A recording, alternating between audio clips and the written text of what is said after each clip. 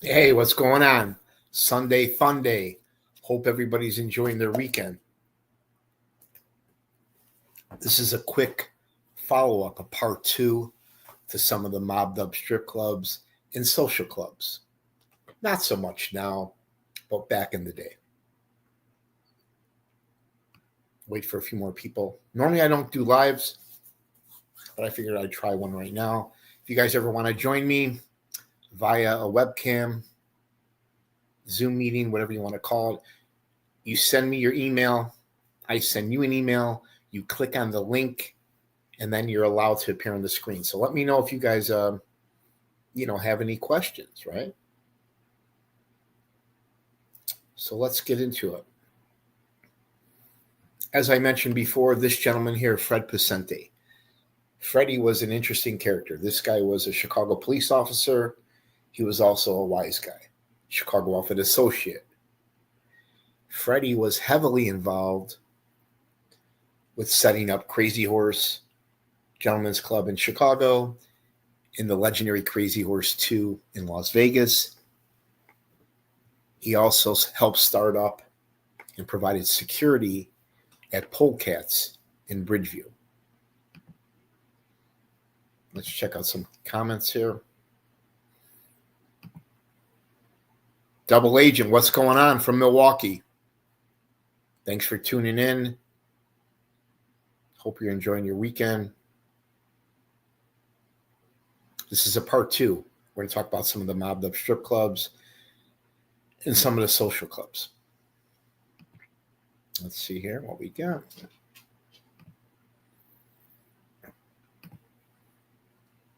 Now, I brought this up in part one, but this older gentleman, this is Skippy. Skippy goes way back to the Joey Aiuppa, Tony Arcardo days. He had his own crew back in the day. I've never met Skippy, but I have friends that tell me great stories, and this guy was world class. Skippy ran the Crazy Horse Strip Club in Chicago and Las Vegas. Skippy lived, I think, into his 80s. He just passed away recently. God bless. There's a strip club in Chicago, Crazy Horse. You could just feel the gangster presence when you went there. You felt like you were in the movie Goodfellas. Some of the hottest women. Sometimes you've seen professional athletes, actors, a lot of outfit guys, associates would all hang out here. And as I said before, you had to be on your best behavior. Because if you started any nonsense, if you tried to duck out without paying, or if you were doing things to the strippers you weren't supposed to be doing, these guys took you outside and would beat the living shit out of you in the parking lot. Sometimes they would even have the cops come and then lock you up. Not a place you want to mess around. Same thing with the Crazy Horse 2. Probably the biggest strip club, the GOAT of strip clubs, if you will, right there on Industrial Boulevard, right off, was it the Las Vegas Strip? Right off the Las Vegas Strip. Another mobbed up strip club. Let's see here.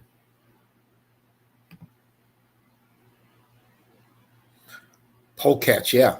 We're going to talk about polecats. I talked about it a little bit in the first video. That was definitely had some mob influence, if you will, meaning a couple outfit guys, 2 associates, and I think 3 businessmen opened up polecats. But now they have new ownership, and it's still going on strong today. I don't go there anymore like I used to. There's a lot of beautiful women there. William, what's going on, man? Thanks for tuning in. If you guys got any questions, let me know. We're talking about mobbed up strip clubs. We're going to talk about social clubs. Now, here's one in Elk Grove Village, which is not too far from O'Hare. You had the Pink Monkey. These strip clubs usually go on a 5 to 10 year run, and then they either shut down, get raided, or there's a mysterious fire. But This was right off 94 Expressway. I think it was off of on Route 83 Road, right there in a pretty large industrial park. A lot of manufacturing plants there. I actually got kicked out of here one time. You got to be careful because in these strip clubs, some of these bouncers are real pricks, right? Hang on.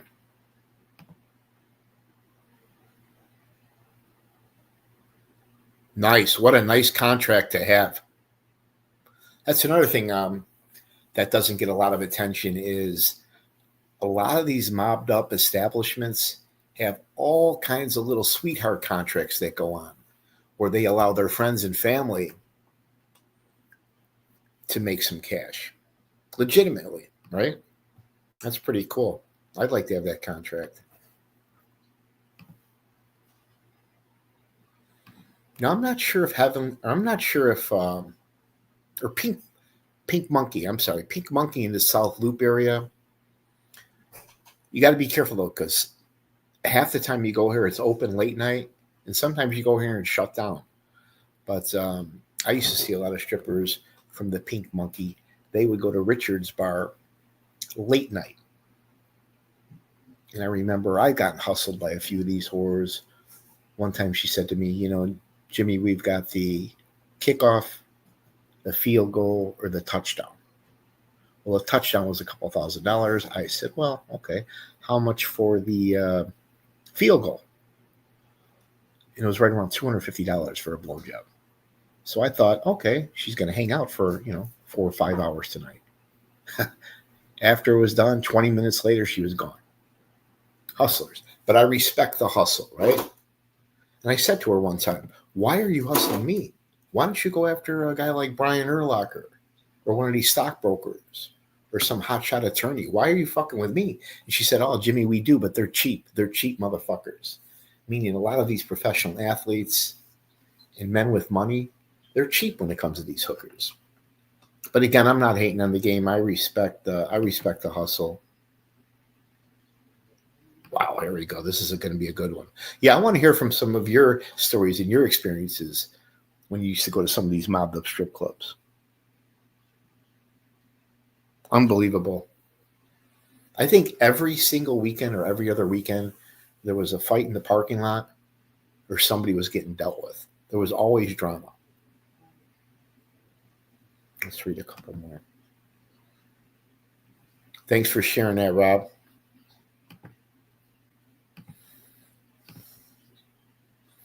If any of you guys want to join the chat, whether today or at a later date, send me your email.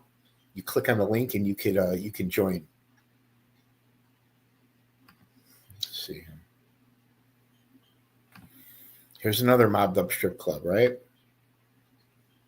Towns like Chicago Heights, Northwest Indiana, Gary, Highland, Valparaiso, Michigan City, Hammond.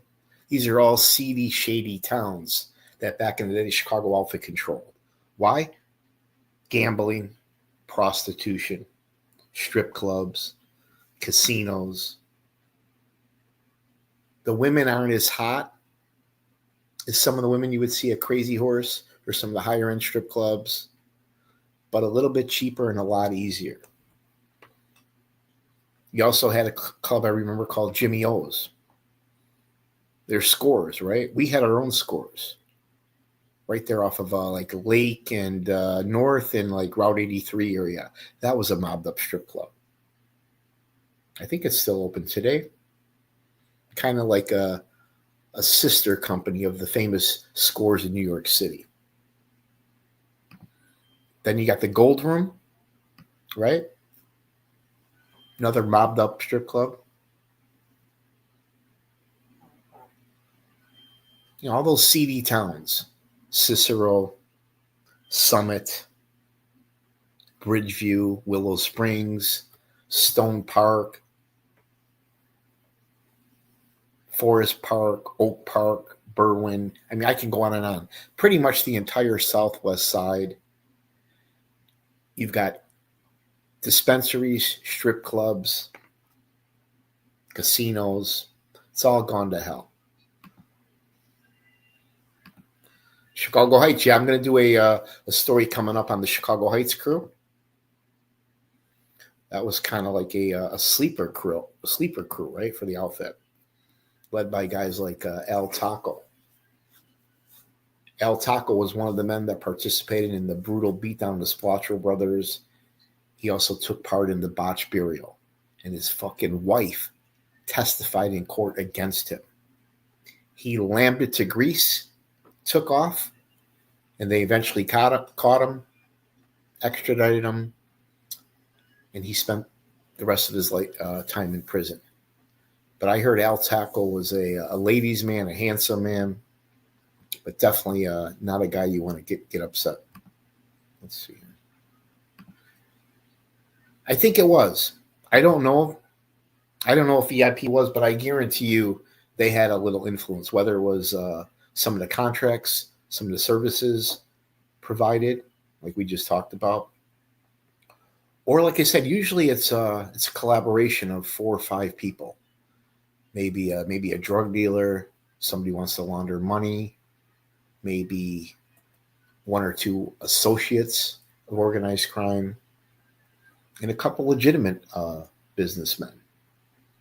I know the president of that company, True Link Fence, he had interest in Crazy Horse back in the day. So you need a couple legitimate businessmen, and then obviously a couple wise guys or associates.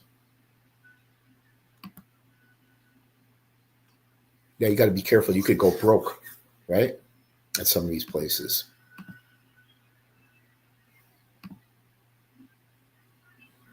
Here's the famous strip club. I think this is in Scores. You know, with the 5 families in New York, they pretty much taxed every single strip club in Manhattan. And years later, Junior, John Gotti's son, him and his crew got pinched because they were extorting stockbrokers on Wall Street, you know, big time whales. They were also trying to squeeze some of the managers of the Scores Gentlemen's Club in New York City. This is a legendary strip club. I was there once. I wasn't really too impressed, but it was a pretty high-end strip club, very similar to the Crazy Horse 2 in Las Vegas, meaning you had the hottest women, all the major clientele, your professional athletes, your A-list actors, probably all your corrupt judges, policemen, politicians. I mean, everybody and anybody used to go to Scores. And same thing, if you got out of hand, these wise guys, bouncers, would pound you would pound you, beat the shit out of you, and then sometimes have you locked up. Here's Polecats, right, in Bridgeview. We talked about this. Definitely had some mob influence in the early days. I'm not sure about now. They might even have the Russian mafia running Polecats for all I know. I'm not sure. Pink Monkey, South Loop. And you got Rocco, right? Rocco Lombardo. Not a mob guy, but friends with all the mob guys. His brother was Joe Lombardo. Joey was one of the most powerful men in the country back in his day. But Rocco ran the Crazy Horse 2 in Vegas along with Skippy. There's Rocco Lombardo with the man that ran Crazy Horse 2. You had Rick Rizzolio, a mobbed up associate. He was kind of like the mob's front man, if you will. But eventually he got pinched, did a year in prison, didn't rat on anybody. And as I mentioned before, 2 days after he came home, his number one enemy, Wild Bill, was killed. Or some people say he had a heart attack. We talked about all the money that's made in strip clubs, all the money you could launder, whether you're involved in organized crime, drug dealing, prostitution, loan sharking, gambling. You can imagine there's all kinds of illegal activities that go on under the table. Everyone in here can make a buck. And back in the day when I was younger, say in the 70s and 80s, if you drove up and down, say, Mannheim Road, towns like Stone Park. You had all kind of sleazy, seedy hotels, underground casinos, drug spots, prostitution, brothels. I mean, you name it. All controlled by the Chicago outfit. Even the police, from the sergeant down to the patrolman, were all affiliated with the Chicago outfit. Next town over, Melrose Park. Same thing with Chicago Heights, right? Chicago Heights is on the south side, not too far from Northwest Indiana. This was Nicholas DeAndrea's territory. El Palado, El Taco. El Palado almost got killed on the golf course, but he survived a botched assassination. Nicky D, wasn't so lucky. During the family secrets trial, Nick Calabrese testified that Carlisi, Nick Calabrese, Angelo LaPetria, and a couple other guys I'm forgetting, they jumped Nicholas DeAndrea. They had a hell of a time pinning him down. Nick said that him and Jimmy Marcello talked about it when they were locked up in Milan, Michigan. They reminisced how strong he was, Nicky D from Chicago Heights. He was really strong, and they had a hell of a time handcuffing him. Once they finally got him handcuffed, Sam Carlisi, boss of Chicago outfit, repeatedly took a shotgun and kept butting him in the head with the shotgun. Accidentally killed him. Nick Calabrese testified later when he went to check on Nicholas DeAndrea, he was dead. During this testimony, you could see Nicky's D son in court, who was like a pretty strong guy, like almost like a bodybuilder. I thought for sure he was going to jump over the table and attack Jimmy Marcello. Imagine witnessing, hearing in graphic detail all about the men that killed your father, and you're sitting in court and you just got to sit there and take it. That's how intense some of these trials go. But I'm getting off the subject here. But Nicky D was a powerhouse in the Chicago Heights crew. I'm going to do a story on them. Now, I'm going to play a little clip for you guys, right? We're going to talk about some of the social clubs. For example, here's my guy, Anthony Fred Antion. This says this guy's got mob royalty in his DNA. Related to John DiArco, a powerhouse in the Chicago outfit. Pat DeLeo,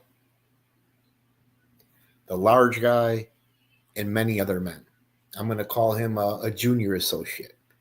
And the reason I'm bringing up my good buddy Ant is he used to run a club that I talked about prior, right there in Melrose Park, which was a very powerful Italian neighborhood back in the day. Not so much anymore.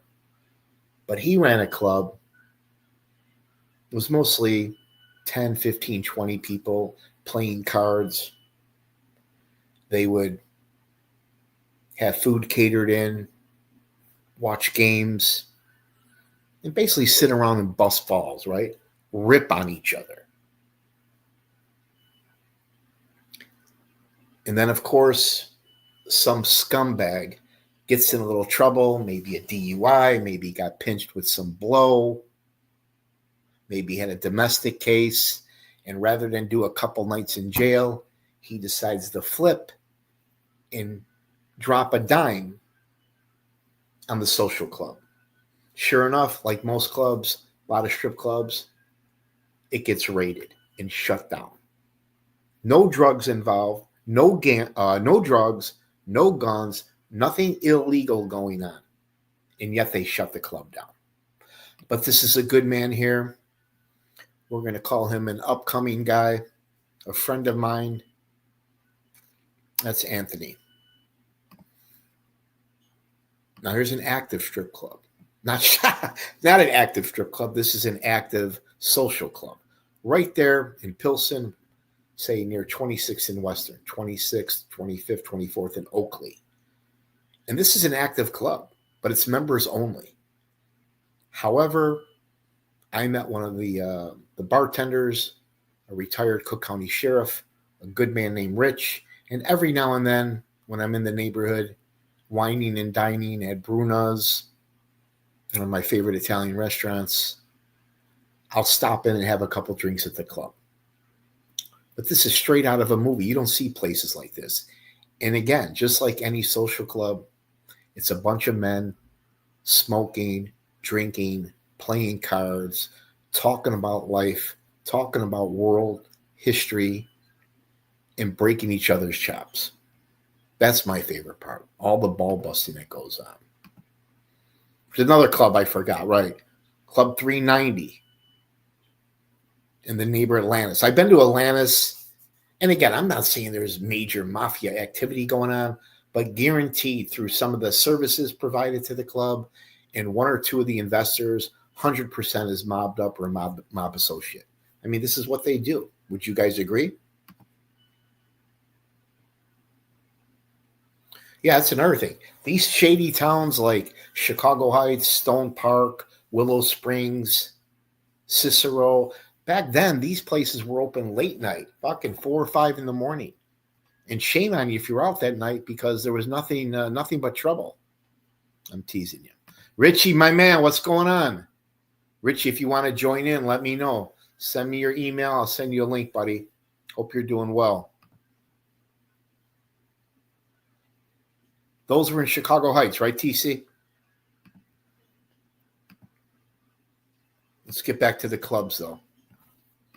And I've talked about this club many times. This is the oldest social club in Chicago, right there in my neighborhood on Grand in May, just west of downtown Chicago, east of Ashland.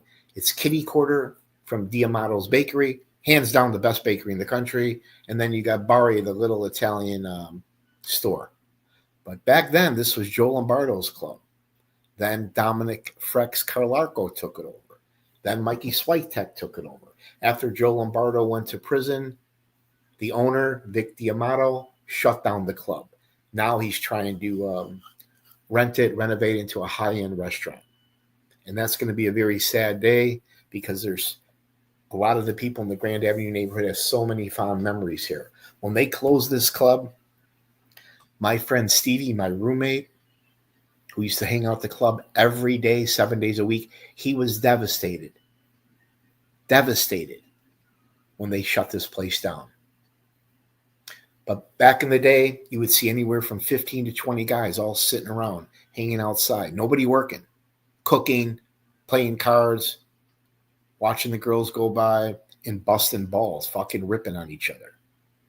You know, like kind of like coffee talking, like women gossip, men gossip too. But if you're ever in the area, check it out. One of the oldest clubs left, and you want to get there soon because eventually they're going to knock this place down. Inside, they have the old wooden phone booth where the guys used to place bets. They used to have a picture of Marilyn Monroe. And here, back in the day, Detective Don Harrion, he wrote a book, Pay, Quit, or Die. I highly recommend checking out that book. There's a lot of really good photos there. But they used to raid the Boomerang Social Club all the time. Same with Joe Lombardo's other club. And anywhere where there was outfit guys, the FBI was surveilling. But here they showed, during one of the raids, they showed all the phones.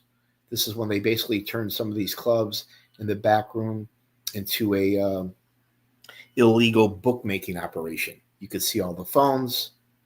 That's an old photo. That's a real photo. Let's read.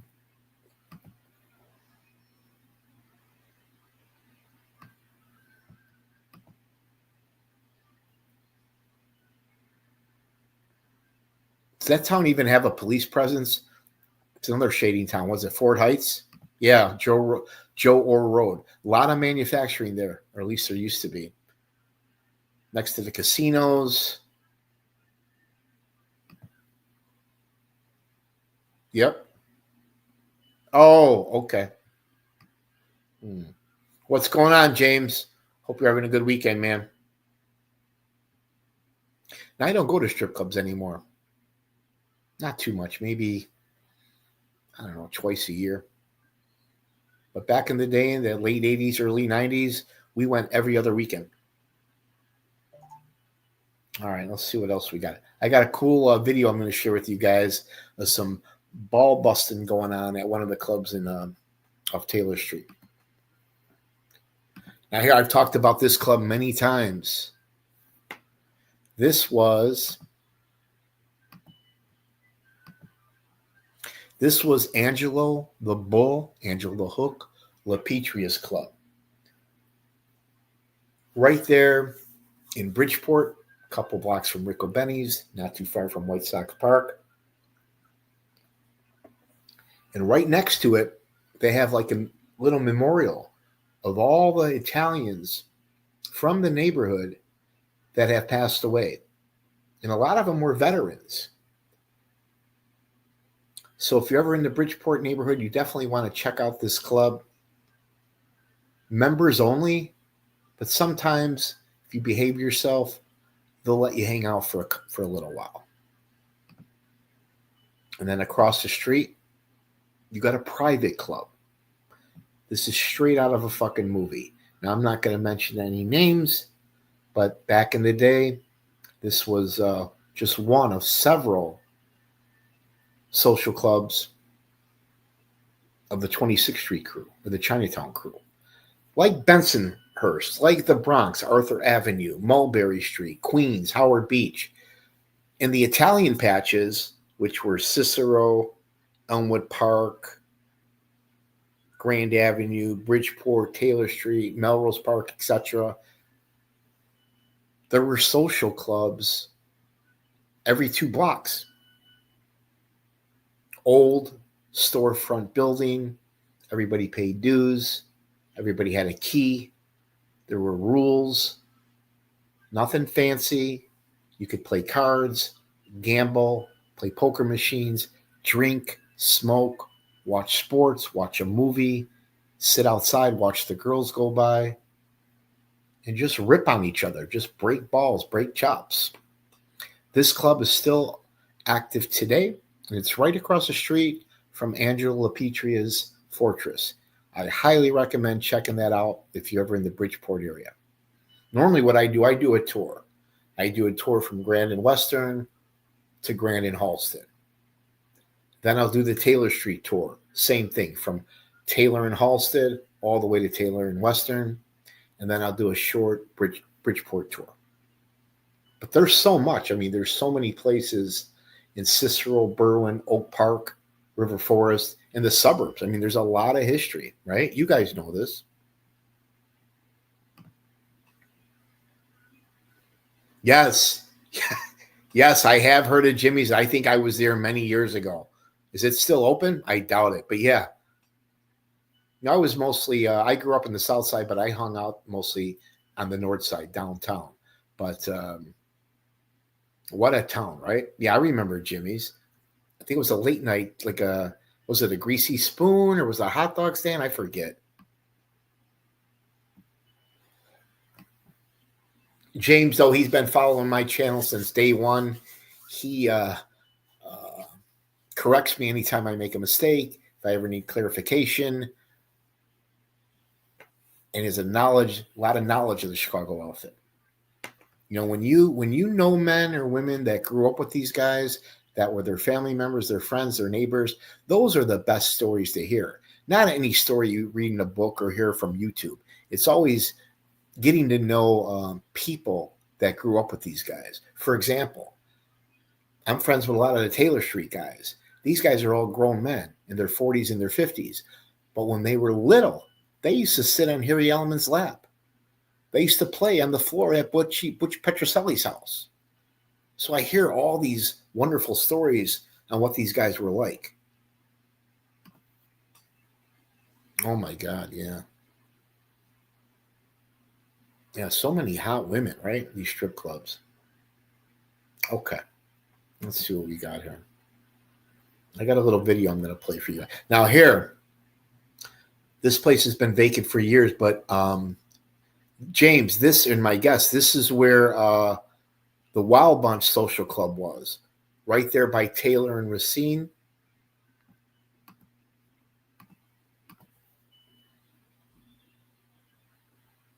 No, I don't remember this, but I bet I've driven by it several times. There's a porn shop not too far from that area. And believe it or not, there's still hookers you could see over there.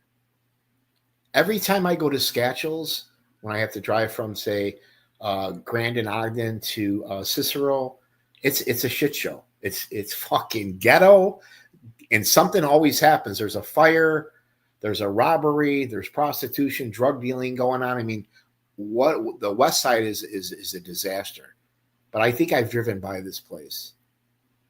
It's crazy. It's all casinos, video poker places, and dispensaries. That's all you see now.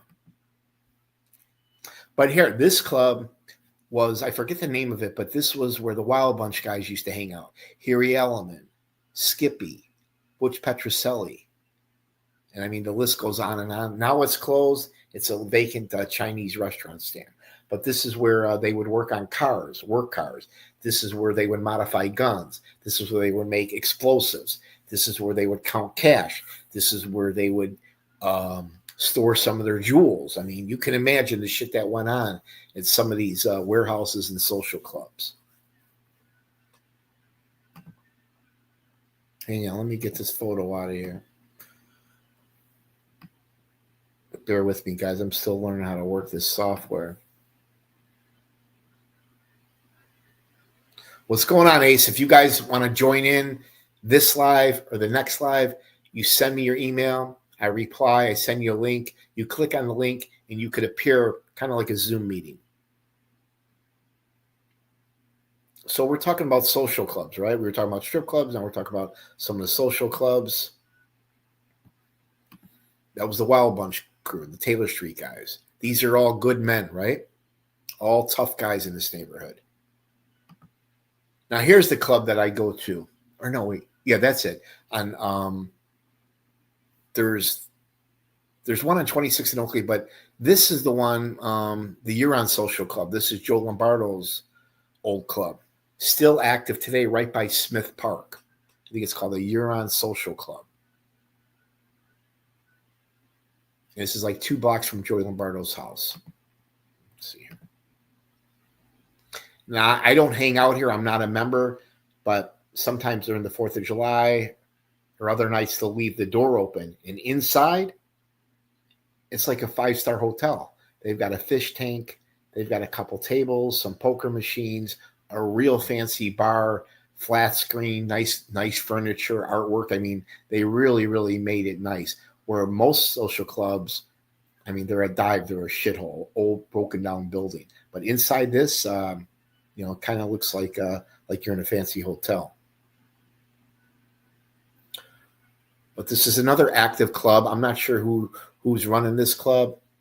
It's a members only club right there in my neighborhood, right by Smith Park. This is by Grand and Western. Let's see here. Now let's read some comments.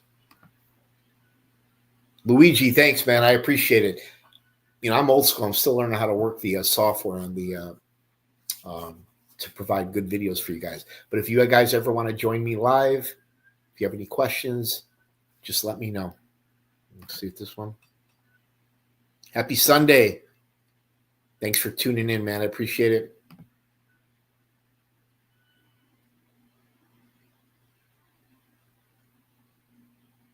Yeah, that's something I don't even talk about. See, that's another thing. As much as I think I know about the Chicago outfit, I know this much compared to how much we don't know. I mean, there was so much history in the Chicago outfit, going back from the 1920s all the way to the freaking mid-2000s. That's why I like learning too. I like hearing from you guys. I hear stories. I learned stuff that I never knew before. But yeah, one of these days, maybe the next live, you guys, one or two guys could join in, and you could pop up on the screen if you want.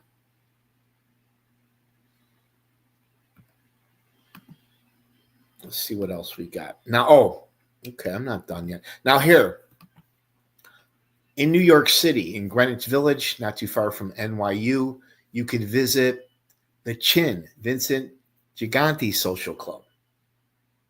You know, the guy that used to walk around with the bathrobe. They were like the Ivy League of La Cosa Nostra, run like an well-oiled machine. But his club used to be called the Triangle Club. Now I think it's a high-end tea cafe. I've been here a couple times. So next time you're in New York City, definitely go down to Sullivan Street, and you could actually walk in and hang outside where the Chin used to lay his hat. This is the actual original tile of the social club. Now, back then, they had real social clubs, right? All the fucking mafia guys, associates used to hang out there 365 days a year. Here's the outside. You got to love the old New York buildings. They've got these fire escapes. And then inside Chin's club, they were able to save this plaque. You can see it's nice and weathered. It says, what does it say? Members only. Let me get what it is.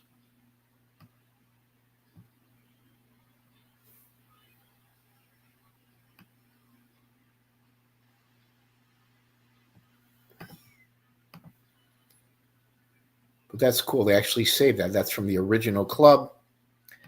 And then if you go down to Mulberry Street, you can go to John Gotti's club. Now it's a high-end clothing store. This is the original floor on Mulberry Street. This is where John Gotti, this is Neil Della Croce's old club. Then Gotti took it over with Angelo Quack Quack, Willie Boy, Frankie Locke, Sammy Gravano, Gene Gotti, Pete Gotti. The list goes on and on and on. Frankie DeChico. All the Gambinos and other Five Family guys used to come here to pay respect to John Gotti. Here is the original ceiling. So if you're ever in Little Italy, which is right next to Chinatown on Mulberry Street, I think it's on Mott Street, check out John Gotti's old club. John Gotti had two clubs, the Ravenite and the Bergen Hunt and Fish Club, the one with the two red doors. Now, this is on my bucket list, right? I want to go to the Palmer Boy Social Club. This is Fat Tony's social club back in the day. There's Fat Tony with the cigar, the cane, the fedora holding court. He's one of my favorite wise guys. He got convicted in the commissions case. They actually fucking bugged. The FBI was able to break in here, sneak in here late at night, which is a very dangerous job, and plan a bug in Fat Tony's club. But this is in East Harlem. If the club is closed, I'm hoping the building is still there, but I definitely want to check out Fat Tony's club. Let's read some comments, and then I got a funny video for you guys to hear.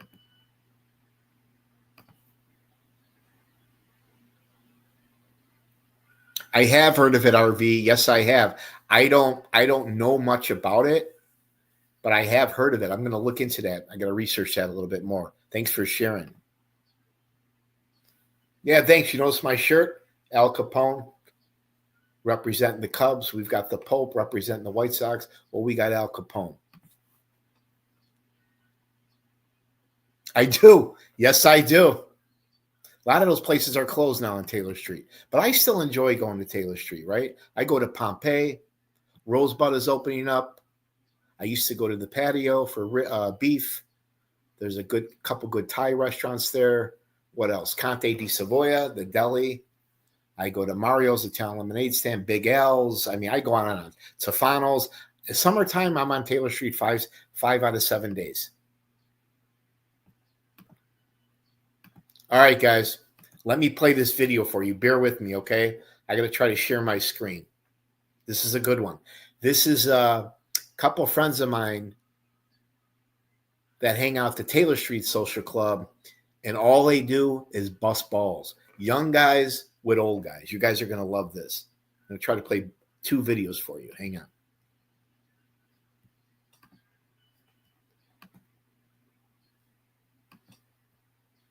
All right. You ready? Here we go. This is inside one of the clubs. off of Taylor Street and just give you an insight what it's like inside these social clubs.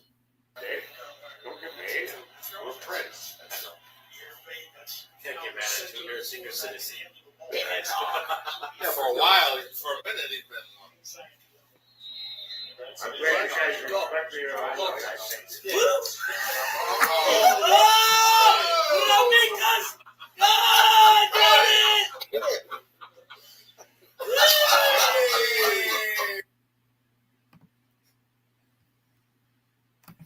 Hilarious, right? Fucking hilarious. Hopefully you guys were able to see that. I got one more I want to share with you too. This one's my favorite.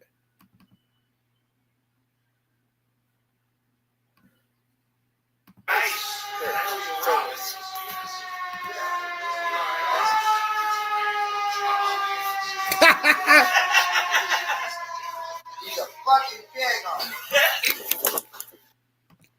Oh. Were you guys able to see those videos? Please give me a thumbs up or let me know were you able to see them. 2 short clips of some major ball breaking going on at the clubs.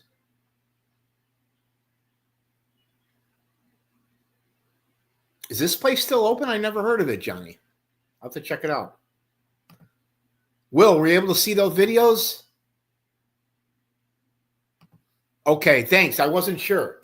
Like I said, I'm still learning how to navigate the software. It's called StreamYard. If you guys are ever interested in having your own show, you got to check out StreamYard.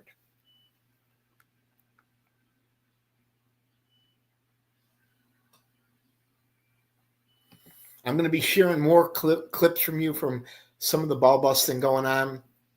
If you guys like my Chicago Mob Trials, always hit the like button, subscribe, share with your friends. Pompeii, yeah, what a place. But here's my favorite places. If you're ever in the Taylor Street neighborhood, you want to go to Pompeii. It's not a high-end restaurant at all. You'll definitely see some of the outfit associates there, especially some of the old guys. The food is reasonable. There's parking in the back. Everything is delicious. I would also go to, obviously, Conte di Savoia. If you want a nice Italian deli, you could sit down, have a cappuccino. You also got the best Italian lemonade stand, Mario's Italian lemonade stand. You could check out Tofano's, which is just off of Taylor and Racine, probably the oldest, one of the best Italian restaurants in the city. But those are the Taylor Street Fest is coming up. I would highly recommend checking out the Taylor Street Fest. Pompeii, yep. A lot of good men in there. A lot of men hang out there. All right, guys, I got to go. Hope everybody enjoyed the video. Have a good weekend. Ciao.